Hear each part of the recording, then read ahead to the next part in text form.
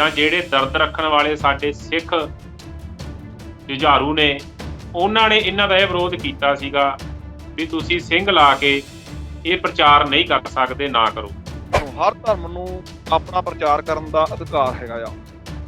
ਕੋਈ ਵੀ ਜਿਹੜਾ ਧਰਮ ਹੈਗਾ ਕਿਸੇ ਵੀ ਧਰਤੀ ਦੇ ਉੱਤੇ ਉਹ ਆਪਣਾ ਪ੍ਰਚਾਰ ਚੰਗੇ ਤਰੀਕੇ ਦੇ ਨਾਲ ਕਰ ਸਕਦੇ ਹੈਗੇ ਆ। ਪੰਜਾਬ ਦੇ ਵਿੱਚ ਈਸਾਈ ਮਤ ਜਿਹੜਾ ਹੈਗਾ ਕਿਸੇ ਏਜੰਡੇ ਤਹਿਤ ਬਹੁਤ ਸਾਰੇ ਇਦਾਂ ਦੇ ਲਾਲਚ ਦੇ ਕੇ ਹੱਥ ਕੰਡੇ ਵਰਤ ਕੇ ਅਲੱਗ-ਅਲੱਗ ਤਰ੍ਹਾਂ ਦੇ ਜਿਨ੍ਹਾਂ ਦੀਆਂ ਲੋੜਾਂ ਹੈਗੀਆਂ ਉਹਨਾਂ ਦੀਆਂ ਮਜਬੂਰੀਆਂ ਦਾ ਫਾਇਦਾ ਉਠਾ ਕੇ ਜਾਂ ਉਹਨਾਂ ਨੂੰ ਸੁਪਰਮਾਈਜ਼ ਦਿਖਾ ਕੇ ਕੋਈ ਵੀ ਧਰਮ ਅਲਾਓ ਨਹੀਂ ਕਰਦਾ ਹੈਗਾ ਕਿ ਤੁਸੀਂ ਕਿਸੇ ਨੂੰ ਲਾਲਚ ਦੇ ਕੇ ਜਾਂ ਜ਼ਬਰਦਸਤੀ ਜਾਂ ਕੋਈ ਸਬਜ਼-ਬਾਗ ਵਿਖਾ ਕੇ ਉਹਨੂੰ ਧਰਮ ਦੇ ਨਾਲ ਵਿਸ਼ਵਾਸ ਦੇ ਨਾਲ ਤੋੜੋ। ਜਿਹੜੀਆਂ ਜਥੇਬੰਦੀਆਂ ਅੱਜ ਤੱਕ ਆਪਣਿਆਂ ਦਾ ਵਿਰੋਧ ਨਹੀਂ ਕਰ ਸਕੀਆਂ ਪਖੰਡਵਾਦ ਦੇ ਉੱਤੇ, ਕਿ ਤੁਹਾਨੂੰ ਆਸ ਹੈ ਕਿ ਉਹ ਜਥੇਬੰਦੀਆਂ ਇਹਨਾਂ ਦੇ ਵਿਰੋਧ ਦੇ ਵਿੱਚ ਖੜਨਗੀਆਂ। ਕਿ ਕਈ ਕਰਮਕਾਂਡਾਂ 'ਚ ਫਸਣਾ, ਕਈ ਵਹਿਮ ਰੱਖਣੇ, ਕਈ ਮੜੀਆਂ ਨੂੰ ਪੂਜਣਾ, ਡੇਰਿਆਂ ਤੇ ਜਾਣਾ, ਉੱਥੇ ਮੱਥੇ ਟੇਕਣੇ, ਦੇਹਧਾਰੀ ਗੁਰੂਆਂ ਨੂੰ ਮੰਨਣਾ, ਜਦੋਂ ਅਸੀਂ ਬਾਹਰੀ ਕਿਸੇ ਐਕਸਟਰਨਲ ਫੋਰਸ ਨਾਲ ਲੜਨ ਜਾਣਾ ਆਈਡੀਓਲੋਜੀ ਦੇ ਨਾਲ, ਤੇ ਸਾਡੇ ਆਪਣੇ ਆਪ ਨੂੰ ਸਾਨੂੰ ਦੇਖਣਾ ਪੈਣਾ ਕਿ ਅਸੀਂ ਕਿੱਥੇ ਖੜਦੇ ਹੈਗੇ ਆ। ਅੱਜ ਦਾ ਜੋ ਸਾਡਾ ਵਿਸ਼ਾ ਹੈ, ਜੋ ਪੰਜਾਬ ਦੇ ਵਿੱਚ ਸਿੱਖ ਕੌਮ ਨੂੰ ਦਰਪੇਸ਼ ਚੁਣੌਤੀਆਂ ਆ ਰਹੀਆਂ ਨੇ, ਜਿਵੇਂ ਈਸਾਈ ਮਤ ਦੀ ਜਿਹੜੀ ਵਿਚਾਰਕ ਧਾਰਕ ਹਮਲੇ ਜੋ ਸਿੱਖ ਕੌਮ ਦੇ ਵਿੱਚ ਇੱਕ ਬੜੇ ਲੁਕਵੇਂ ਢੰਗ ਨਾਲ ਵੀ ਕੀਤੇ ਜਾ ਰਹੇ, ਤੇ ਇੱਕ ਸ਼ਰੇਆਮ ਜੋ ਸਟੇਜਾਂ ਲਾ ਕੇ ਜੋ ਸਿੱਖਾਂ ਨੂੰ ਇੱਕ ਈਸਾਈ ਧਰਮ ਦੇ ਵਿੱਚ ਪਰਿਵਰਤਨ ਕਰਵਾਇਆ ਜਾ ਰਿਹਾ। ਤੇ ਅੱਜ ਅਸੀਂ ਇਸ ਪ੍ਰੋਗਰਾਮ ਤੇ ਵਿਚਾਰ ਕਰਾਂਗੇ। ਸਾਡੇ ਵੀਰ ਗੁਰਮੁਖ ਸਿੰਘ ਜੀ ਬਾਰੀਆ, ਮੈਂ ਫਤਿਹ ਅਰਜ ਕਰਦਾ ਹਾਂ। ਵਾਹਿਗੁਰੂ ਜੀ ਕਾ ਖਾਲਸਾ, ਵਾਹਿਗੁਰੂ ਜੀ ਕੀ ਫਤਿਹ। ਵਾਹਿਗੁਰੂ ਜੀ ਕਾ ਖਾਲਸਾ, ਵਾਹਿਗੁਰੂ ਜੀ ਕੀ ਫਤਿਹ। ਹਾਂਜੀ ਭਾਈ ਸਾਹਿਬ ਜੀ, ਅੱਜ ਦਾ ਜਿਹੜਾ ਸਾਡਾ ਮੇਨ ਜਿਹੜਾ ਸਾਡਾ ਪ੍ਰੋਗਰਾਮ ਦਾ ਜਿਹੜਾ ਵਿਸ਼ਾ ਆ, ਇਹ ਆਪਾਂ ਦੇਖ ਰਹੇ ਹਾਂ ਵੀ ਕੁਝ ਸਮੇਂ ਤੋਂ, ਇਹ ਕੋਈ ਜ਼ਿਆਦਾ ਸਮਾਂ ਨਹੀਂ ਹੋਇਆ, ਕੁਝ ਸਮੇਂ ਤੋਂ ਆਪਾਂ ਦੇਖ ਰਹੇ ਹਾਂ ਵੀ ਜਿਹੜਾ ਈਸਾਈ ਮਤ ਪੰਜਾਬ ਦੇ ਵਿੱਚ ਜਿਹੜੇ ਪਾਸਟਰਾਂ ਦਾ ਕੋਈ ਪਿਛੋਕੜ ਜਿਹੜਾ ਵਾ ਈਸਾਈ ਮਤ ਨਾਲ ਨਹੀਂ ਹੈਗਾ, ਨਾ ਹੀ ਉਹਨਾਂ ਦਾ ਕੋਈ ਪਰਿਵਾਰਕ ਪਿੱਛੋਂ ਕੋਈ ਈਸਾਈ ਮਤ ਆ, ਉਹ ਜਿੰਨੇ ਵੀ ਪਾਸਟਰ ਪੰਜਾਬ ਦੇ ਵਿੱਚ ਬਣੇ ਆ ਉਹ ਸਾਰੇ ਇੱਕ ਸਿੱਖ ਪਰਿਵਾਰਾਂ ਦੇ ਵਿੱਚੋਂ ਈਸਾਈ ਪਾਸਟਰ ਬਣੇ ਨੇ, ਜਿਨ੍ਹਾਂ ਦੇ ਨਾਮ ਦੇ ਨਾਲ ਸਿੰਘ ਲੱਗਦਾ ਸੀ। ਤੇ ਕੁਝ ਸਮਾਂ ਪਹਿਲਾਂ ਜੋ ਜਥੇਬੰਦੀਆਂ ਜਾਂ ਜਿਹੜੇ ਦਰਦ ਰੱਖਣ ਵਾਲੇ ਸਾਡੇ ਸਿੱਖ ਜੁਝਾਰੂ ਨੇ, ਉਹਨਾਂ ਨੇ ਇਹਨਾਂ ਦਾ ਇਹ ਵਿਰੋਧ ਕੀਤਾ ਸੀਗਾ ਵੀ ਤੁਸੀਂ ਸਿੰਘ ਲਾ ਕੇ ਇਹ ਪ੍ਰਚਾਰ ਨਹੀਂ ਕਰ ਸਕਦੇ, ਨਾ ਕਰੋ। ਤੁਸੀਂ ਜਦੋਂ ਅੱਗੇ ਆਪਣੇ ਪਾਸਟਰ ਹੀ ਲਾ ਲਿਆ, ਸਰਦਾਰ ਹੀ ਹਟਾ ਲਿਆ, ਪਾਸਟਰ ਲਾ ਲਿਆ, ਫਿਰ ਤੁਹਾਡਾ ਸਿੰਘ ਲਾਉਣ ਦਾ ਵੀ ਕੋਈ ਮਤਲਬ ਨਹੀਂ। ਤੇ ਉਹਨਾਂ ਨੇ ਇਹ ਚੀਜ਼ਾਂ ਨੂੰ ਪਰੇ ਰੱਖ ਦਿੱਤਾ। ਤੇ ਅੱਜ ਉਹ ਸਰਦਾਰਾਂ ਦੇ ਮੁੰਡੇ ਹੋ ਕੇ, ਪੰਜਾਬੀਆਂ ਦੇ ਮੁੰਡੇ ਹੋ ਕੇ ਅੱਜ ਪੰਜਾਬ ਦੇ ਵਿੱਚ ਆਪਾਂ ਕਹਿ ਦਿੰਦੇ ਹਾਂ ਵੀ ਬੜੇ ਲੁਕਵੇਂ ਢੰਗ ਦੇ ਨਾਲ ਪ੍ਰਚਾਰ ਕਰਦੇ ਨੇ, ਪਰ ਮੈਨੂੰ ਨਹੀਂ ਲੱਗਦਾ ਵੀ ਕੋਈ ਲੁਕਵਾ ਢੰਗ ਉਹਨਾਂ ਦਾ ਰਹਿ ਗਿਆ। ਸ਼ਰੇਆਮ ਸਟੇਜਾਂ ਲੱਗਦੀਆਂ ਨੇ, ਸ਼ਰੇਆਮ ਲਾਈਵ ਹੋ ਕੇ ਫੇਸਬੁੱਕ ਤੇ, ਇੰਸਟਾਗ੍ਰਾਮ ਤੇ, ਯੂਟਿਊਬ ਦੇ ਉੱਤੇ ਸ਼ਰੇਆਮ ਉਹ ਲੋਕਾਂ ਨੂੰ ਇੱਕ ਕਰਮਾਂ ਨੂੰ ਬਦਲਣ ਤੋਂ ਲੈ ਕੇ ਲੋਕਾਂ ਨੂੰ ਪਖੰਡਾਂ ਦੇ ਵਿੱਚ ਪਾ ਰਹੇ ਨੇ। ਤੇ ਇਹ ਜਿਹੜੀਆਂ ਚੁਣੌਤੀਆਂ ਨੇ, ਕਿਉਂਕਿ ਸਾਡੇ ਉਹ ਸਿੱਖਾਂ ਦੇ ਵਿੱਚੋਂ ਨਿਕਲ ਕੇ ਤੇ ਸਿੱਖਾਂ ਨੂੰ ਵੱਧ ਨੁਕਸਾਨ ਪਹੁੰਚਾ ਰਹੇ। ਜੀ ਜੀ। ਤੇ ਸਾਡੇ ਅੱਗੇ ਪਹਿਲਾਂ ਵੀ ਬਹੁਤ ਚੁਣੌਤੀਆਂ ਰਹੀਆਂ ਨੇ, ਜਿਵੇਂ ਦੇਹਧਾਰੀ ਗੁਰੂ ਡੰਮ ਲਾ ਲਓ, ਉਹਨਾਂ ਦੇ ਵਿੱਚ ਵੀ ਸਾਡੇ ਸਿੱਖਾਂ ਦਾ ਜ਼ਿਆਦਾ ਉੱਧਰ ਯੋਗਦਾਨ ਰਿਹਾ। ਤੇ ਉਹ ਵੀ ਦਾੜੀਆਂ ਕੇਸਾਂ ਵਾਲੇ ਨੇ, ਜਿਹੜੇ ਉਹਨਾਂ ਦੇ ਦੇਹਧਾਰੀ ਗੁਰੂ ਨੇ, ਉਹ ਵੀ ਦਾੜੀਆਂ ਕੇਸਾਂ ਵਾਲੇ ਨੇ, ਉਹ ਵੀ ਪੱਗਾਂ ਬੰਨ੍ਹਦੇ ਨੇ। ਤੇ ਅੱਜ ਦਾ ਜਿਹੜਾ ਸਾਡਾ ਵਿਸ਼ਾ ਵੀ, ਜਿਹੜਾ ਪੰਜਾਬ ਦੇ ਵਿੱਚ ਅੱਜ ਇੱਕਦਮ ਥੋੜੇ ਕੁ ਸਮੇਂ ਦੇ ਵਿੱਚ ਵੀ ਇੰਨਾ ਪ੍ਰਚਾਰ, ਗੁਰਦਾਸਪੁਰ ਜਿੰਨੀ ਵੀ ਬੈਲਟ ਆ, ਤੁਸੀਂ ਬਟਾਲਾ ਲਾ ਲਓ, ਗੁਰਦਾਸਪੁਰ ਲਾ ਲਓ, ਅੰਮ੍ਰਿਤਸਰ ਲਾ ਲਓ, ਇਸ ਪਾਸੇ ਦੇ ਵਿੱਚ ਬਹੁਤ ਜ਼ਿਆਦਾ ਇੱਕ ਪ੍ਰਚਾਰ ਹੋ ਰਿਹਾ। ਤੇ ਤਕਰੀਬਨ ਸਾਰੇ ਸ਼ਹਿਰਾਂ ਦੇ ਵਿੱਚ 2-2, 3-3, 4-4 ਚਰਚਾਂ ਬਣ ਗਈਆਂ ਨੇ। ਤੇ ਬਣਾਈਆਂ ਕਿੰਨਾਂ ਨੇ? ਸਾਡੇ ਸਿੱਖ ਪਰਿਵਾਰਾਂ ਦੇ ਵਿੱਚੋਂ ਜਿਹੜੇ ਨੌਜਵਾਨ ਨਿਕਲੇ ਨੇ, ਉਹਨਾਂ ਨੇ ਇਹਨਾਂ ਦਾ ਪ੍ਰਚਾਰ ਕਰਨਾ ਸ਼ੁਰੂ ਕੀਤਾ। ਤੇ ਸਭ ਤੋਂ ਵੱਡੀ ਚੁਣੌਤੀ ਜਿਹੜੀ ਅੱਜ ਪੰਜਾਬ ਦੇ ਵਿੱਚ ਸਿੱਖ ਕੌਮ ਨੂੰ ਦਰਪੇਸ਼ ਚੁਣੌਤੀਆਂ ਨੇ, ਇਹਦੇ ਬਾਰੇ ਤੁਸੀਂ ਕੀ ਵਿਚਾਰ ਰੱਖਣਾ ਚਾਹੋਗੇ? ਜੀ ਰਾਜਵੀਰ ਜੀ, ਤੁਹਾਡਾ ਧੰਨਵਾਦ ਪ੍ਰੋਗਰਾਮ ਵਿੱਚ ਸਮਾਂ ਦੇਣ ਵਾਸਤੇ। ਇੱਕ ਇੱਦਾਂ ਦਾ ਵਿਸ਼ਾ ਹੈਗਾ ਆ ਕਿ ਜਦੋਂ ਅਸੀਂ ਗੁਰੂ ਨਾਨਕ ਦੇਵ ਜੀ ਦੀ ਫਿਲਾਸਫੀ ਨੂੰ, ਗੁਰੂ ਨਾਨਕ ਦੇਵ ਜੀ ਦੀਆਂ ਜਿਹੜੀਆਂ ਵਿਚਾਰਧਾਰਾ ਹੈਗੀ ਆ, ਉਪਦੇਸ਼ ਹੈਗੇ ਆ, ਉਹਨਾਂ ਦੀ ਗੱਲ ਕਰਦੇ ਹਾਂ, ਸਮੁੱਚੀ ਮਾਨਵਤਾ ਦੀ ਗੱਲ ਕਰਦੇ ਹਾਂ। ਗੁਰੂ ਨਾਨਕ ਦੇਵ ਜੀ ਨੇ ਕੁਛ ਬੁਰਾਈਆਂ ਦਾ, ਸਮਾਜਿਕ ਬੁਰਾਈਆਂ ਦਾ ਵਿਰੋਧ ਕੀਤਾ ਹੈ, ਆਪਣੀ ਇੱਕ ਵਿਚਾਰਧਾਰਾ ਦਿੱਤੀ ਜਿਹੜੀ ਕਿ ਧਰਮ ਦੇ ਰੂਪ ਵਿੱਚ ਸਾਹਮਣੇ ਆਈ। ਜੇ ਮੈਂ ਗੱਲ ਇਹ ਕਰਾਂ ਕਿ ਕਿਸੇ ਵੀ ਧਰਮ ਨੂੰ, ਹਰ ਧਰਮ ਨੂੰ ਆਪਣਾ ਪ੍ਰਚਾਰ ਕਰਨ ਦਾ ਅਧਿਕਾਰ ਹੈਗਾ ਆ। ਕੋਈ ਵੀ ਜਿਹੜਾ ਧਰਮ ਹੈਗਾ ਕਿਸੇ ਵੀ ਧਰਤੀ ਦੇ ਉੱਤੇ ਉਹ ਆਪਣਾ ਪ੍ਰਚਾਰ ਚੰਗੇ ਤਰੀਕੇ ਦੇ ਨਾਲ ਕਰ ਸਕਦੇ ਹੈਗੇ ਆ। ਲੇਕਿਨ ਮੇਰਾ ਇਹ ਗੱਲ ਹਮੇਸ਼ਾ ਇਹ ਮੰਨਣ ਵਾਲੀ ਹੈਗੀ ਆ ਕਿ ਚਾਹੇ ਉਹ ਈਸਾਈ ਧਰਮ ਹੋਵੇ, ਚਾਹੇ RSS ਦਾ ਹਿੰਦੂਤਵ ਜਿਹੜਾ ਏਜੰਡਾ ਹੋਵੇ, ਚਾਹੇ ਕਿਸੇ ਟੰਮੇ ਮੁਗਲਾਂ ਦਾ ਜਿਹੜਾ ਇੱਕ ਰਾਜ ਰਿਹਾ ਤਾਂ ਉਹਨਾਂ ਨੇ ਵੀ ਆਪਣਾ ਜਿਹੜਾ ਸੀ ਮੁਗਲ ਰਾਜ ਦੇ ਸਮੇਂ ਇਸਲਾਮ ਧਰਮ ਨੂੰ ਮਨਾਉਣ ਦੀ ਕੋਸ਼ਿਸ਼ ਕੀਤੀ ਸੀਗੀ, ਸ਼ਰੇਆਮ ਜ਼ੁਲਮ ਕਰਕੇ ਜਨੇਊ ਲਾਏ ਸੀਗੇ ਜ਼ਬਰਦਸਤੀ, ਜਿਹਦੇ ਕਰਕੇ ਸ੍ਰੀ ਗੁਰੂ ਤੇਗ ਬਹਾਦਰ ਜੀ ਮਹਾਰਾਜ ਦੀ ਸ਼ਹਾਦਤ ਹੋਈ। ਸੋ ਮੈਂ ਇਸ ਗੱਲ ਨੂੰ ਜ਼ਰੂਰ ਮੇਨ ਲੈ ਕੇ ਚੱਲੂੰਗਾ। ਤੁਸੀਂ ਮੈਨੂੰ ਕਿਹਾ ਕਿ ਪੰਜਾਬ ਦੇ ਵਿੱਚ ਈਸਾਈ ਮਤ ਜਿਹੜਾ ਹੈਗਾ ਕਿਸੇ ਏਜੰਡੇ ਤਹਿਤ ਕੰਮ ਕਰ ਰਿਹਾ ਹੈਗਾ ਆ, ਬੜੇ ਚਿਹਰੇ ਮੋਹਰੇ ਜਿਹੜੇ ਸਾਡੇ ਵਰਤ ਰਿਹਾ ਹੈਗਾ ਆ, ਲੇਕਿਨ ਅੰਦਰੋਂ ਉਹ ਈਸਾਈ ਮਤ ਨਾਲ ਜੁੜ ਚੁੱਕੇ ਆ। ਤੁਸੀਂ ਇਹ ਵੀ ਕਿਹਾ ਹੈਗਾ ਕਿ ਬਹੁਤ ਸਾਰੀਆਂ ਗੱਲਾਂ, ਇੱਕ ਬੈਲਟ ਪੰਜਾਬ ਦੀ ਜਿਹੜੀ ਹੈਗੀ ਸੀਗੀ ਉਹ ਸਾਰੀ ਦੀ ਸਾਰੀ ਪਰਲੇ ਪਾਸੇ ਬਹੁਤ ਵੱਡੀ ਪੱਧਰ ਤੇ ਇਹਨਾਂ ਇਸ ਵਿਚਾਰਧਾਰਾ ਤੋਂ ਪ੍ਰਭਾਵਿਤ ਹੈ।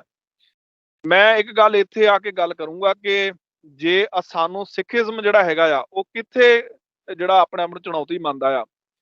ਜੇ ਕੋਈ ਚੰਗੇ ਤਰੀਕੇ ਨਾਲ ਕੋਈ ਕਿਸੇ ਧਰਤੀ ਦੇ ਹਿੱਸੇ ਤੇ ਪ੍ਰਚਾਰ ਕਰ ਰਿਹਾ ਆ ਚੰਗੀਆਂ ਮਾਨਵਤਾਵਾਂ ਦੇ ਨਾਲ, ਤੇ ਕੋਈ ਗੱਲ ਨਹੀਂ, ਅਸੀਂ ਵੀ ਸਿੱਖੀ ਦਾ ਪ੍ਰਚਾਰ ਕਰਦੇ ਹੈਗੇ ਆ। ਜੇ ਸਾਡੇ ਵਿਚਾਰਧਾਰਾ ਤੋਂ, ਸਾਡੇ ਗੁਰੂ ਸਾਹਿਬਾਨ ਦੀ ਵਿਚਾਰਧਾਰਾ ਤੋਂ ਕੋਈ ਪ੍ਰਭਾਵਿਤ ਹੋ ਕੇ ਕੋਈ ਸਾਡੇ ਧਰਮ ਦੇ ਵਿੱਚ ਆਉਂਦਾ ਹੈਗਾ ਆ ਤਾਂ ਉਹ ਸਾਡੇ ਲਈ, ਅਸੀਂ ਇਹਨੂੰ ਚੰਗਾ ਮੰਨਦੇ ਹੈਗੇ ਆ।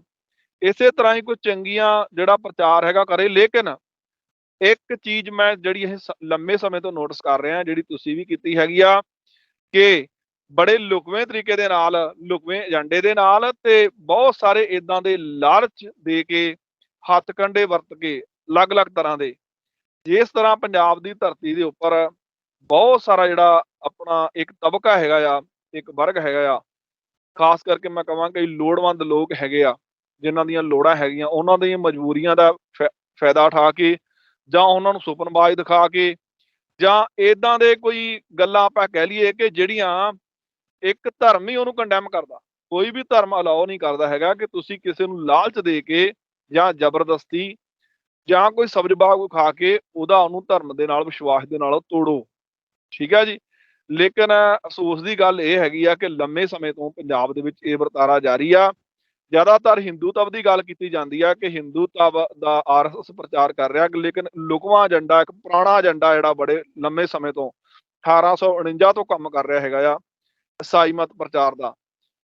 ਉਹ ਪ੍ਰਚਾਰ ਕਰਨ, ਲੱਖ ਵਾਰ ਕਰਨ, ਪਰ ਲੇਕਿਨ ਜੋ ਉਹਨਾਂ ਏਜੰਡਾ ਅਪਣਾਇਆ ਹੋਇਆ ਆ ਲੁਕਵੇਂ ਤਰੀਕੇ ਦੇ ਨਾਲ, ਬਹੁਤ ਸਾਰੇ ਸਾਡੇ ਜਿਹੜਾ ਇੱਥੋਂ ਦੇ ਆਪਾਂ ਕਹਿ ਸਕਦੇ ਹਾਂ ਕਿ ਇੱਕ ਵਰਗ ਹੈਗਾ ਆ, ਉਹਨੂੰ ਨਾਲ ਲੈ ਕੇ ਅੱਗੇ ਵਧ ਰਹੇ ਆ। ਇੱਕ ਬੜੀ ਵੱਡੀ ਚੁਣੌਤੀ ਆ ਰਾਜਵੀਰ ਜੀ, ਜਿਹੜੀਆਂ ਸਾਡੀਆਂ ਸਿੱਖ ਸੰਸਥਾਵਾਂ ਹੈਗੀਆਂ ਨੇ, ਜੋ ਇਹਨਾਂ ਨੂੰ ਨਹੀਂ ਪਹਿਚਾਨਣਗੀਆਂ। ਤੇ ਜੇ ਇਸ ਤਰ੍ਹਾਂ ਦੇ ਨਾਲ ਮੈਂ ਕੁਝ ਡਾਟੇ ਆਉਣ ਵਾਲੇ ਹੁਣ ਅਗਲੇ ਪ੍ਰੋਗਰਾਮ ਦੇ ਤੁਹਾਨੂੰ ਇਸੇ ਪ੍ਰੋਗਰਾਮ 'ਚ ਅੱਗੇ ਜਾ ਕੇ ਸ਼ੇਅਰ ਕਰੂੰਗਾ, ਤੇ ਨਹੀਂ ਤੇ ਫਿਰ ਇਹ ਸਾਡੇ ਲਈ ਇੱਕ ਬੜੀ ਵੱਡੀ ਚੁਣੌਤੀ ਹੈਗੀ ਆ ਕਿ ਆਖਰਕਾਰ ਅਸੀਂ ਕਿੱਥੇ ਖੜਦੇ ਹਾਂ, ਅਸੀਂ ਆਪਣੇ ਪ੍ਰਚਾਰ ਦੇ ਵਿੱਚ ਕਿੱਥੇ ਹੈਗੇ ਆ। ਤੇ ਸੋ ਇਹ ਆਪਣੇ ਆਪ ਦੇ ਵਿੱਚ ਪੰਜਾਬ ਦੇ ਵਿੱਚ ਬੜੀ ਵੱਡੀ ਚੁਣੌਤੀ ਆ। ਇਹਨੂੰ ਲੈਣ ਦੀ ਲੋੜ ਹੈਗੀ ਆ ਔਰ ਸਿੱਖ ਸੰਸਥਾਵਾਂ ਨੂੰ ਜੁੜ ਕੇ ਕੰਮ ਕਰਨ ਦੀ ਲੋੜ ਹੈਗੀ ਆ ਕਿ ਕਿਸ ਤਰ੍ਹਾਂ ਅਸੀਂ ਇਸ ਚੁਣੌਤੀ ਨੂੰ ਜਿਹੜਾ ਉਹਦਾ ਸਾਹਮਣਾ ਕਰ ਸਕੀਏ। ਜੀ, ਤੁਸੀਂ ਬੜੇ ਵਧੀਆ ਵਿਚਾਰ ਦਿੱਤੇ ਨੇ ਆਪਣੇ ਤੇ, ਪਰ ਮੈਂ ਜਿਹੜੀ ਚੀਜ਼ ਨੂੰ ਆਪਣੇ ਅੱਖੀ ਦੇਖਦਾ ਪੰਜਾਬ ਦੇ ਵਿੱਚ, ਵੀ ਜੇ ਆਪਾਂ ਸਿੱਖ ਜਥੇਬੰਦੀਆਂ ਨੂੰ ਲਈਏ, ਸਿੱਖ ਜਥੇਬੰਦੀਆਂ ਦਾ ਬਿਲਕੁਲ ਵੀ ਇਸ ਚੀਜ਼ ਵੱਲ ਧਿਆਨ ਨਹੀਂ ਹੈਗਾ। ਜੇ ਮੈਂ RSS ਦੀ ਗੱਲ ਕਰਾਂ, RSS ਨੂੰ ਜੇਕਰ ਪੂਰੇ ਪੰਜਾਬ ਦੇ ਵਿੱਚ ਜੇ ਕਿਸੇ ਤੋਂ ਖਤਰਾ ਵਾ, ਉਹਨਾਂ ਨੂੰ ਪਤਾ ਵੀ ਜਿਹੜੇ ਸਿੱਖ ਨੇ ਇਹ ਲੜ ਕੇ ਮਰਨ ਵਾਲੀ ਕੌਮ ਆ, ਵੀ ਇਹਨਾਂ ਨੂੰ ਛੇਤੀ ਖਤਮ ਨਹੀਂ ਕੀਤਾ ਜਾ ਸਕਦਾ, ਨਾ ਇਹਨਾਂ ਨੂੰ ਕੋਈ ਕਰ ਸਕਦਾ। ਤੇ ਉਹਨਾਂ ਨੇ ਜਿੱਦਣ ਇਹਨਾਂ ਸਾਈਆਂ ਨੂੰ ਦਬੋਚਣਾ ਜਾਂ ਇਹਨਾਂ ਨੂੰ ਦੁਬਾਰਾ ਆਪਣੇ ਅਧੀਨ ਲਿਆਉਣਾ ਕੋਈ ਵੱਡੀ ਗੱਲ ਨਹੀਂ ਹੈਗੀ RSS ਵਾਸਤੇ, ਹਿੰਦੂਆਂ ਵਾਸਤੇ। ਤੇ ਜਿੰਨੀ ਆਪਣਾ ਗੁਰਦਾਸਪੁਰ ਦੇ ਵਿੱਚ ਆਪਣੇ ਜੁਝਾਰੂ ਸਿੰਘ ਹੋਏ ਨੇ, ਜਾਂ ਉਧਰ ਜੱਜ ਵੀ ਆਪਾਂ ਨਾਮ ਲਈਏ, ਸਭ ਤੋਂ ਵੱਧ ਸ਼ਹੀਦੀਆਂ ਦੇਣ ਵਾਲੇ ਸਾਡੇ ਗੁਰਦਾਸਪੁਰ ਏਰੀਆ, ਤਰਨਤਾਰਨ ਏਰੀਆ ਜਿੰਨਾ ਵੀ ਸੀ, ਉਹਨਾਂ ਨੇ ਸ਼ਹਾਦਤਾਂ ਦਿੱਤੀਆਂ ਨੇ। ਤੇ ਲੋਕਾਂ ਨੂੰ ਲਾਲਚ ਉਹਨਾਂ ਲੋਕਾਂ ਨੂੰ ਦਿੱਤਾ ਜਾਂਦਾ ਜਿਹੜੇ ਲੋਕਾਂ ਨੂੰ ਬੋਲਣ ਦਾ ਢੰਗ ਆ, ਜਿਵੇਂ ਆਪਾਂ ਪ੍ਰਚਾਰਕ ਕਹਿ ਲੈਂਦੇ ਹਾਂ, ਕੋਈ ਸਿੱਖ ਕੌਮ ਦਾ ਪ੍ਰਚਾਰਕ ਆ, ਮੁਸਲਮਾਨ ਹਿੰਦੂਆਂ ਦਾ ਪ੍ਰਚਾਰਕ ਆ, ਉਹਨਾਂ ਦੇ ਵਿੱਚੋਂ ਇੱਕ ਬੰਦੇ ਦੀ ਚੋਣ ਕਰ ਲਿੱਤੀ ਜਾਂਦੀ ਆ ਚੋਣ ਕਰਕੇ ਉਹਨੂੰ ਪ੍ਰਚਾਰ ਤੇ ਲਾ ਦਿੱਤਾ ਜਾਂਦਾ, ਤੇ ਫਿਰ ਉਹੀ ਗੱਲ ਆ ਗਈ ਨਾ, ਕਰਮ ਧਰਮ ਪਖੰਡ ਜੋ ਦਿਸੈ ਤਿਨ ਜਗਾਤੀ ਲੂਟੈ। ਵੀ ਕਰਮਾਂ ਦੇ ਅਕੋਰਡਿੰਗ ਵੀ ਤੁਹਾਡੇ ਕਰਮ ਬਦਲੇ ਜਾਣਗੇ, ਤੁਹਾਡੀਆਂ ਬਿਮਾਰੀਆਂ ਦੂਰ ਹੋਣਗੀਆਂ। ਇਹ ਵੀ ਇੱਕ ਲੋਕਾਂ ਨੂੰ ਬੜਾ ਤਗੜਾ ਲਾਲਚ ਦਿੱਤਾ ਜਾਂਦਾ, ਜੋ ਆਪਾਂ ਆਮ ਆਪਣੇ ਸਿੱਖ ਡੇਰਿਆਂ ਦੇ ਵਿੱਚ ਵੀ ਇਹਨਾਂ ਚੀਜ਼ਾਂ ਨੂੰ ਦੇਖਦੇ ਹਾਂ। ਜਿਹੜੀਆਂ ਜਥੇਬੰਦੀਆਂ ਅੱਜ ਤੱਕ ਆਪਣਿਆਂ ਦਾ ਵਿਰੋਧ ਨਹੀਂ ਕਰ ਸਕੀਆਂ ਪਖੰਡਵਾਦ ਦੇ ਉੱਤੇ, ਕਿ ਤੁਹਾਨੂੰ ਆਸ ਹੈ ਵੀ ਉਹ ਜਥੇਬੰਦੀਆਂ ਇਹਨਾਂ ਦੇ ਵਿਰੋਧ ਦੇ ਵਿੱਚ ਖੜਨਗੀਆਂ, ਇਹਨਾਂ ਦੇ ਪਖੰਡਵਾਦ ਦੇ ਵਿੱਚ ਖੜਨਗੀਆਂ। ਜੇ ਅਸੀਂ ਇਹਨਾਂ ਨੂੰ ਪਖੰਡਵਾਦ ਕਹਿੰਦੇ ਆ, ਤੇ ਉਹ ਸਾਡੀਆਂ 100 ਕਮੀਆਂ ਅੱਗੇ ਰੱਖ ਦਿੰਦੇ ਨੇ ਵੀ ਇਹ ਤੁਹਾਡੇ 'ਚ ਜੇ ਪਖੰਡਵਾਦ ਸੱਚ ਹੋ ਸਕਦਾ, ਤੇ ਸਾਡੇ ਵਿੱਚ ਵੀ ਇਹ ਸੱਚ ਹੋ ਸਕਦਾ। ਇਹਦੇ ਬਾਰੇ ਕੁਝ ਵਿਚਾਰ ਦਿਓ ਵੀ ਈਸਾਈ ਮੱਤ ਦੀ ਜਿਹੜੀ ਵਿਚਾਰਕ ਧਾਰਾ ਵਾ ਅੱਜ ਦੇ ਸਮੇਂ ਦੇ ਵਿੱਚ, ਉਹ ਸਿੱਖਾਂ ਦੇ ਜਿਹੜੇ ਡੇਰਿਆਂ ਦੇ ਵਿੱਚ ਜ਼ਿਆਦਾਤਰ ਭੇਖ ਧਾਰ ਕੇ ਜਿਹੜਾ ਪਖੰਡਵਾਦ ਚੱਲ ਰਿਹਾ, ਉਹਨਾਂ ਕਿੰਨਾ ਕੁ ਫਾਸਲਾ ਰੱਖਦੀ ਆ? ਦੇਖੋ, ਇਹ ਗੱਲ ਬਿਲਕੁਲ ਫੈਕਟ ਹੈਗਾ ਆ ਕਿ ਸਿੱਖ ਕੌਮ ਸਮੇਂ ਦੇ ਨਾਲ ਸ੍ਰੀ ਗੁਰੂ ਸਾਹਿਬਾਨ ਦੀ ਵਿਚਾਰਧਾਰਾ ਸੀਗੀ, ਬਹੁਤ ਸਾਰਾ ਜਿਹੜਾ ਸਿੱਖ ਕੌਮ ਦਾ ਹਿੱਸਾ ਹੈਗਾ ਆ ਉਹਦੇ ਤੇ ਪੂਰਾ ਨਹੀਂ ਉਤਰਿਆ ਕਸਵੱਟੀ ਤੇ। ਇਹੀ ਕਾਰਨ ਹੈਗਾ ਕਿ ਬਹੁਤ ਸਾਰੇ ਭੇਖ ਪਖੰਡ ਡੇਰਾਵਾਦ ਪੰਜਾਬ ਦੇ ਵਿੱਚ ਆਇਆ ਆ। ਉਸੇ ਡੇਰਾਵਾਦ ਦੇ ਕਾਰਨ ਹੀ ਜਿਹੜਾ ਭੇਖ ਹੈਗਾ, ਪਖੰਡਵਾਦ ਹੈਗਾ, ਉਹਦਾ ਲੋਕ ਸ਼ਿਕਾਰ ਹੋਏ ਆ। ਜਿਹੜਾ ਮੈਂ ਕਹਾਂ ਕਿ ਮਰਿਆਦਾ ਸੀਗੀ ਗੁਰੂ ਮਹਾਰਾਜ ਦੀ, ਜਿਹੜੀ ਸਾਨੂੰ ਦਿੱਤੀ ਸੀਗੀ ਗੁਰਮਰਿਆਦਾ, ਜਿਹਦੇ ਵਿੱਚ ਸਿੱਖ ਧਰਮ ਦੇ ਅਕੋਰਡਿੰਗਲੀ ਕੋਈ ਵੀ ਪਖੰਡਵਾਦ, ਕਰਮਕਾਂਡ ਜਾਂ ਕੋਈ ਏਦਾਂ ਦੇ ਗੁਰੂ ਮਹਾਰਾਜ ਸ੍ਰੀ ਗੁਰੂ ਗ੍ਰੰਥ ਸਾਹਿਬ ਦੀ ਵਿਚਾਰਧਾਰਾ ਤੋਂ ਬਿਨਾਂ ਉਹਦੀ ਲਾਈਮਲਾਈਟ ਦੇ ਵਿੱਚ ਤੇ ਅਸੀਂ ਸਭ ਕੁਝ ਸੋਚਦੇ ਹਾਂ, ਲੇਕਿਨ ਉਹ ਤੋਂ ਬਿਨਾਂ, ਉਹਦੇ ਤੋਂ ਪਾਸੇ ਹੋ ਕੇ ਕਈ ਕਰਮਕਾਂਡਾਂ 'ਚ ਫਸਣਾ, ਕਈ ਵਹਿਮ ਰੱਖਣੇ, ਕਈ ਮੜੀਆਂ ਨੂੰ ਪੂਜਣਾ, ਡੇਰਿਆਂ ਤੇ ਜਾਣਾ, ਉੱਥੇ ਮੱਥੇ ਟੇਕਣੇ, ਦੇਹਧਾਰੀ ਗੁਰੂਆਂ ਨੂੰ ਮੰਨਣਾ, ਹਾਂਜੀ। ਜਾਂ ਇਹਦੇ ਨਾਲ ਕਈ ਗੱਲਾਂ ਜਿਹੜੀਆਂ ਸਾਹਮਣੇ ਆਈਆਂ ਹੈਗੀਆਂ ਕਿ ਇਹ ਗੱਲ ਤੁਹਾਡੀ ਬਿਲਕੁਲ ਠੀਕ ਹੈਗੀ ਕਿ ਜਦੋਂ ਅਸੀਂ ਬਾਹਰੀ ਕਿਸੇ ਐਕਸਟਰਨਲ ਫੋਰਸ ਨਾਲ ਲੜਨ ਜਾਣਾ ਆਈਡੀਓਲੋਜੀ ਦੇ ਨਾਲ, ਤੇ ਸਾਡੇ ਆਪਣੇ ਆਪ ਨੂੰ ਸਾਨੂੰ ਦੇਖਣਾ ਪੈਣਾ ਕਿ ਅਸੀਂ ਕਿੱਥੇ ਖੜਦੇ ਹੈਗੇ ਆ। ਕਿਉਂਕਿ ਐਟ ਲੀਸਟ ਜੇ ਸਾਡਾ ਅੰਦਰਲਾ ਜਿਹੜਾ ਮਨ ਆ ਉਹ ਮਜ਼ਬੂਤ ਹੋਊਗਾ, ਤੇ ਤਾਂ ਹੀ ਅਸੀਂ ਆਤਮਿਕ ਤੌਰ ਤੇ, ਵਿਚਾਰਧਾਰਕ ਤੌਰ ਤੇ ਮਜ਼ਬੂਤ ਹੋਵਾਂਗੇ। ਤੇ ਜਿਹੜੇ ਕੋਈ ਬਾਹਰੀ ਆਈਡੀਓਲੋਜੀ ਹੈਗੀ ਆ, ਜਿਹੜੀ ਗਲਤ ਤਰੀਕੇ ਨਾਲ ਸਾਨੂੰ ਗਲਫ ਕਰਨ ਦੀ ਗੱਲ ਕਰ ਰਹੀ ਆ, ਉਹਦੇ ਨਾਲ ਅਸੀਂ ਲੜ ਸਕਾਂਗੇ। ਲੇਕਿਨ ਮੈਂ ਇੱਕ ਗੱਲ ਜ਼ਰੂਰ ਕਰੂੰਗਾ ਕਿ ਸ਼੍ਰੀ ਅਕਾਲ ਤਖ਼ਤ ਸਾਹਿਬ, ਇਹਦਾ ਇੱਕੋ ਇੱਕ ਕਾਰਨ, ਜਿਹੜੀਆਂ ਸਾਡੀਆਂ ਮੇਨ ਸੰਸਥਾਵਾਂ ਸੀਗੀਆਂ, ਸ਼੍ਰੀ ਅਕਾਲ ਤਖ਼ਤ ਸਾਹਿਬ, ਦਮਦਮੀ ਟਕਸਾਲ, ਹੋਰ ਚੀਫ ਖਾਲਸਾ ਦੀਵਾਨ ਸੀਗੇ, ਇਹ ਸੰਸਥਾਵਾਂ ਇੰਨੇ ਪਿੱਲਰ ਸੀਗੇ ਜਿਹੜੇ ਸਾਡੇ ਸਿੱਖ ਕੌਮ ਦੇ। ਕਿਤੇ ਨਾ ਕਿਤੇ ਮੈਂ ਸਮਝਦਾ ਹੈਗਾ ਕਿ ਅੱਜ ਗੱਲ ਇੱਥੇ ਖੜ ਗਈ ਹੈਗੀ ਆ ਕਿ ਇਹ ਸੰਸਥਾਵਾਂ ਆਪਣਾ ਜਿਹੜਾ ਸ਼੍ਰੀ ਅਕਾਲ ਤਖ਼ਤ ਸਾਹਿਬ ਨੂੰ ਸਾਡਾ ਜਿਹੜਾ ਨਮਸਕਾਰ ਆ, ਹਮੇਸ਼ਾ ਹੀ ਅਸੀਂ ਪ੍ਰਣਾਮ ਕਰਦੇ ਹਾਂ, ਸਾਡਾ ਸਿਜਦਾ ਹੈਗਾ ਆ। ਲੇਕਿਨ ਮੈਂ ਇੱਕ ਗੱਲ ਜ਼ਰੂਰ ਕਰੂੰਗਾ ਕਿ ਸਮੇਂ ਦੇ ਨਾਲ ਸ਼੍ਰੀ ਅਕਾਲ ਤਖ਼ਤ ਸਾਹਿਬ ਦੀ ਜਿਹੜੀ ਆਪਾਂ ਕਹਿ ਸਕਦੇ ਕਿ ਜਿਸ ਤਰੀਕੇ ਨਾਲ ਪੋਲੀਟੀਕਲਾਈਜੇਸ਼ਨ ਹੋਇਆ ਹੈਗਾ ਆ, ਉੱਥੇ ਜਿਹੜੇ ਬੈਠੇ ਜਥੇਦਾਰ ਹੈਗੇ ਆ, ਉਹਨਾਂ ਨੂੰ ਜਿਸ ਤਰੀਕੇ ਨਾਲ ਪੋਲੀਟੀਕਲ ਪਾਰਟੀਆਂ ਨੇ ਆਪਣੇ ਆਈਡੀਓਲੋਜੀ ਦੇ ਅਕੋਰਡਿੰਗਲੀ ਵਰਤਣਾ ਸ਼ੁਰੂ ਕੀਤਾ। ਖਾਸ ਕਰਕੇ ਜੇ ਮੈਂ ਗੱਲ ਕਰਾਂ ਦਮਦਮੀ ਟਕਸਾਲ ਦੀ, ਦਮਦਮੀ ਟਕਸਾਲ ਪਿਛਲੇ 20-25 ਸਾਲ ਤੋਂ ਆਪਣਾ ਰੋਲ ਹੀ ਨਹੀਂ ਅਦਾ ਕਰ ਰਹੀ ਜਿਹੜਾ ਅਦਾ ਕਰਨਾ ਚਾਹੀਦਾ ਸੀਗਾ। ਇਸੇ ਤਰ੍ਹਾਂ ਚੀਫ ਖਾਲਸਾ ਦੀਵਾਨ ਜਾਂ ਹੋਰ ਵੀ ਬਹੁਤ ਸਾਰੀਆਂ ਸੰਸਥਾਵਾਂ ਹੈਗੀਆਂ ਜਿਹੜੀਆਂ ਬੈਟਰ ਕੰਮ ਕਰ ਸਕਦੀਆਂ ਸੀਗੀਆਂ, ਤੇ ਜਿਹੜੇ ਅੱਜ ਇੱਕ ਪ੍ਰਚਾਰ ਦੀ ਘਾਟ ਕਾਰਨ ਜਿਹੜਾ ਕਰਮਕਾਂਡ ਆਇਆ ਆ, ਜਿਹੜਾ ਸਾਨੂੰ ਕਿਹਾ ਜਾਂਦਾ ਕਿ ਤੁਹਾਡੇ ਵਿੱਚ ਵੀ ਬਹੁਤ ਸਾਰਾ ਕਰਮਕਾਂਡ ਆ, ਲੇਕਿਨ ਮੈਂ ਇਹਦੇ ਵਿੱਚ ਇੱਕ ਗੱਲ ਜ਼ਰੂਰ ਕਰੂੰਗਾ, ਭਾਵੇਂ ਸਾਡੇ ਵਿੱਚ ਲੱਖ ਕਮੀਆਂ ਹੋਣ, ਫਿਰ ਵੀ ਸਾਨੂੰ ਜਿਹੜੀਆਂ ਸਾਡੀਆਂ ਸੰਸਥਾਵਾਂ, ਜਦੋਂ ਕੋਈ ਬਾਹਰੀ ਆਈਡੀਓਲੋਜੀ ਜਿਹੜੀ ਹੈਗੀ ਆ ਉਹ ਆ ਕੇ ਸਾਡੇ ਤੇ ਉੱਤੇ ਹਮਲਾ ਕਰਦੀ ਆ, ਭਾਵ ਵਿਚਾਰਧਾਰਕ ਦੇ ਉੱਤੇ ਸਾਨੂੰ ਉਹ ਮਾਰਜਨਲਾਈਜ਼ ਕਰਨ ਦੀ ਗੱਲ ਕਰਦੀ ਆ, ਸਾਡਾ ਕੋਈ ਵੀ ਹਿੱਸਾ ਜਿਹੜਾ ਹੈਗਾ, ਸਾਡੇ ਜਿਹੜੇ ਕਿਸੇ ਖੇਤਰ ਦੇ ਲੋਕ ਹੈਗੇ ਆ, ਉਹਨਾਂ ਨੂੰ ਗਲਤ ਤਰੀਕੇ ਨਾਲ ਪ੍ਰਭਾਵਿਤ ਕਰਕੇ ਉਹਨਾਂ ਦਾ ਧਰਮ ਪਰਿਵਰਤਨ ਕਰਾਉਣ ਦੀ ਯਤਨ ਕਰਦੀ ਆ, ਉਸ ਸਮੇਂ ਤੇ ਸਾਰੀਆਂ ਸੰਸਥਾਵਾਂ ਨੂੰ ਆਪਣੇ ਵਿਚਾਰਧਾਰਕ ਮਤਭੇਦ ਭੁੱਲ ਕੇ ਉਹਦਾ ਵਿਰੋਧ ਕਰਨਾ ਚਾਹੀਦਾ ਹੈਗਾ, ਤੇ ਨਾਲ ਦੀ ਨਾਲ ਆਪਣੇ ਆਪ ਦੇ ਵਿੱਚ ਜਿਹੜੀਆਂ ਕਮੀਆਂ ਹੈਗੀਆਂ ਉਹਦੇ ਲਈ ਵੀ ਸਿਰ ਜੋੜ ਕੇ ਕੰਮ ਕਰਨਾ ਚਾਹੀਦਾ, ਤਾਂ ਜੋ ਆਉਣ ਵਾਲੇ ਸਮੇਂ ਦੇ ਵਿੱਚ ਅਸੀਂ ਜਿਹੜੀਆਂ ਜਿੰਨੀਆਂ ਵੀ ਇਦਾਂ ਦੀਆਂ ਵਿਰੋਧੀ ਤਾਕਤਾਂ ਹੈਗੀਆਂ ਵਿਚਾਰਧਾਰਕ ਤੌਰ ਤੇ, ਅਸੀਂ ਵਿਚਾਰਧਾਰਕ ਢੰਗ ਦੇ ਨਾਲ ਇੱਕ ਚੰਗਾ ਪਲੇਟਫਾਰਮ ਤੇ ਉਹਨਾਂ ਨੂੰ ਜਵਾਬ ਦੇ ਸਕੀਏ ਤੇ ਉਹਨਾਂ ਨੂੰ ਰੋਕ ਸਕੀਏ।